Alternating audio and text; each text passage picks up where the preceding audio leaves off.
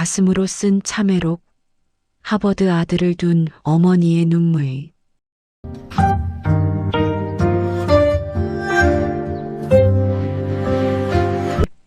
여러분, 인생을 다 바쳐 쌓아 올린 공든 탑이 죽음 앞에서 한낱 모래성처럼 느껴진다면 어떨까요?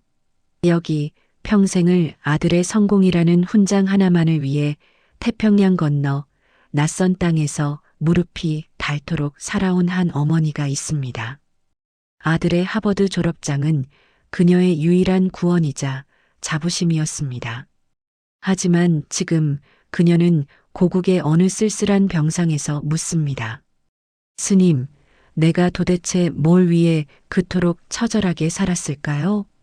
오늘 모든 것을 이루었으나 정작 자신을 잃어버렸던 한 여인이 죽음의 문턱에서 발견한 진짜 인생의 이야기를 시작하려 합니다. 잠시 눈을 감고 당신의 삶은 지금 어디쯤 와 있는지 함께 돌아보는 시간이 되시길 바랍니다.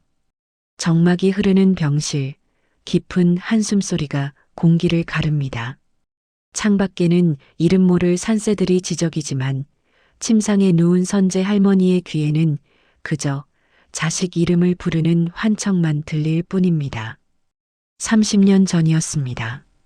서툰 영어 몇 마디와 어린 아들의 고사리 같은 손을 잡고 그녀는 태평양을 건넜습니다. 연고도 없는 미국 땅, 차가운 이방인의 거리에서 그녀를 버티게 한 것은 오직 하나였습니다.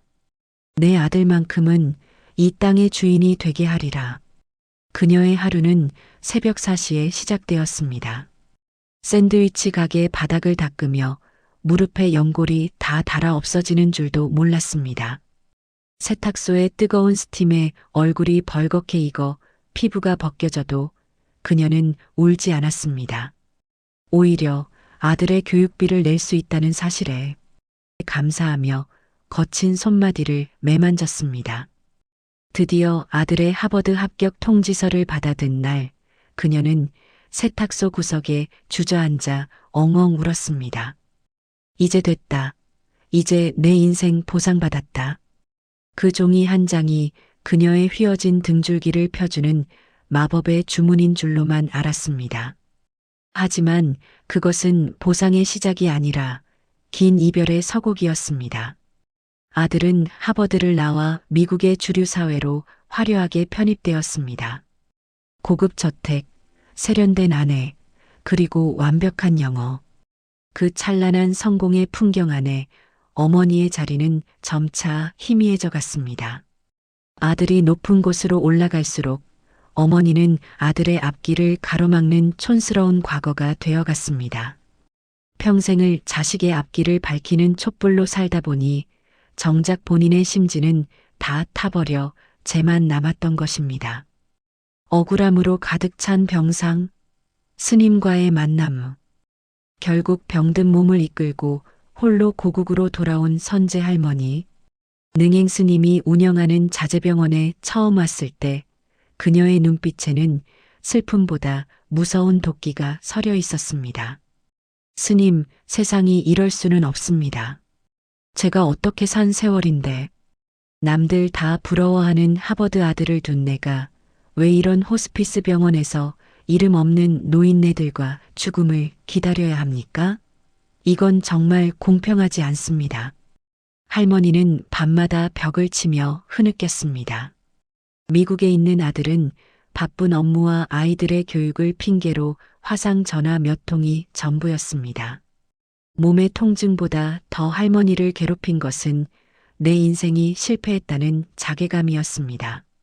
자식에게 모든 것을 걸었던 인생이기에 자식의 빈자리는 곧 자기 존재의 소멸과도 같았습니다. 어느 날 오후 능행 스님이 조용히 할머니의 곁으로 다가왔습니다. 스님은 아무 말 없이 할머니의 마른 손을 어루만졌습니다. 수만 장의 옷을 다리고 수만 번의 걸레질을 했던 지문조차 닳아 없어진 그 거친 손을 말입니다. 보살님, 참으로 고생 많으셨습니다. 이 손이 바로 보살님이 이 세상을 얼마나 치열하게 사랑하셨는지 보여주는 훈장입니다. 그런데 보살님, 이제는 그 무거운 훈장을 내려놓으실 때가 되었습니다. 나비가 된 수행자, 그리고 아름다운 이별. 스님은 할머니에게 죽음이 결코 끝이나 벌이 아님을 이야기해 주었습니다. 보살님, 고치 속에서 답답하게 갇혀있던 애벌레가 허물을 벗는 순간을 상상해 보세요. 애벌레 입장에서는 죽음 같겠지만 사실은 화려한 날개를 달고 나비가 되어 날아오르는 가장 극적인 변화의 순간입니다.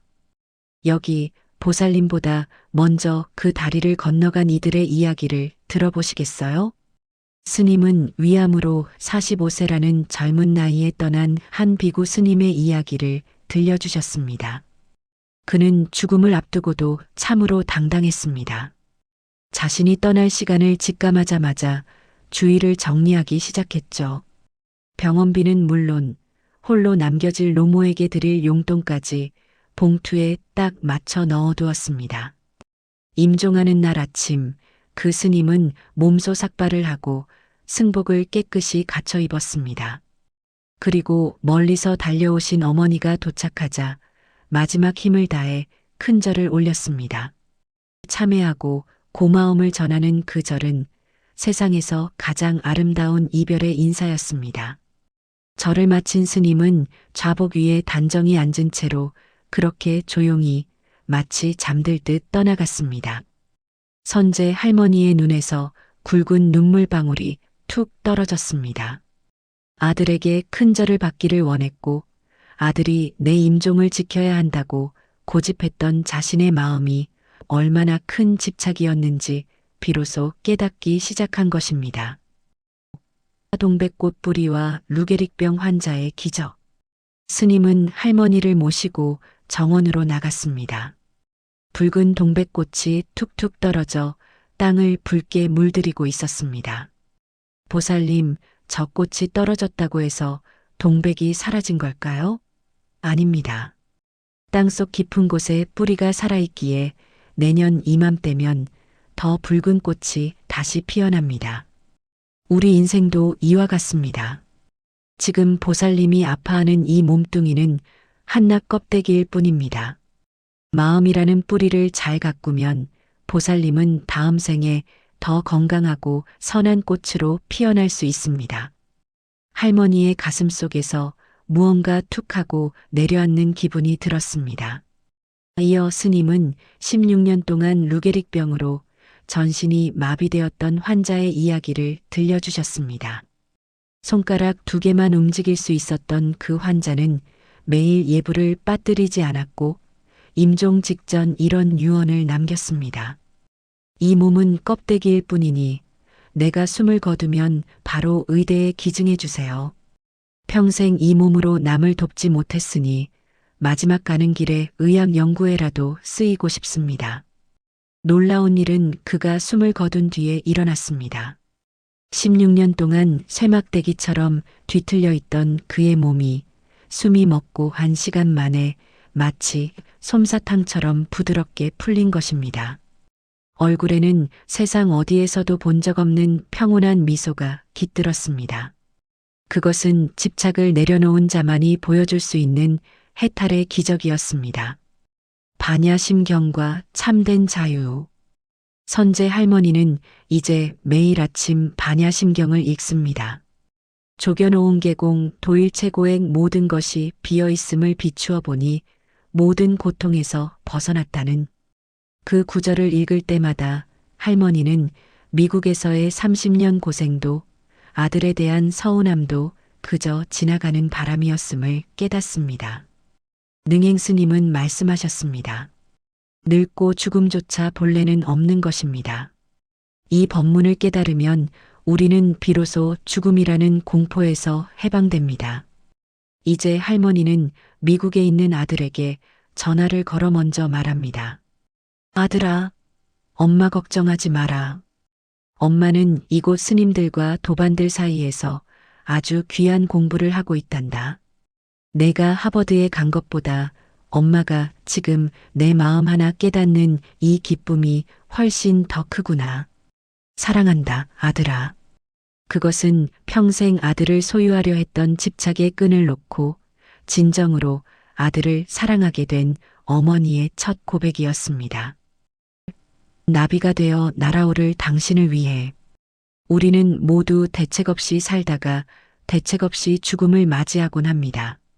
평생 돈을 모으고 자식을 키우는 일에는 모든 정성을 다하지만 정작 내가 어디서 와서 어디로 가는지 이 삶의 마지막 페이지를 어떻게 장식할지에 대해서는 애써 외면하며 삽니다.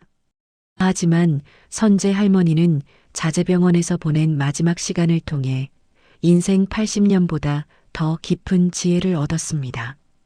죽음은 끝이 아니라 무거운 짐을 내려놓고 새 옷으로 갈아입는 축제라는 것을 말입니다. 선한 업을 쌓으십시오.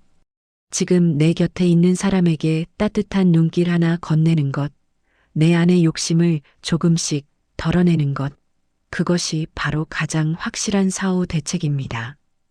죽음은 외면해야 할 공포가 아니라 지금 이 순간을 더 소중하고 깨어있게 살게 하는 가장 큰 가르침입니다. 선재 할머니의 마른 손에 쥐어진 염주알처럼 우리네 인생도 한 알 한 알 정성스럽게 굴려가다 보면 어느덧 저 피안의 언덕에 닿아 있을 것입니다. 오늘 이 이야기가 고단한 여러분의 삶에 작은 쉼표와 위로가 되었기를 바랍니다. 구독과 좋아요는 우리 마음이 지혜로운 이야기를 전하는데 큰 힘이 됩니다. 오늘도 평온한 하루 되세요. 부디 행복하십시오.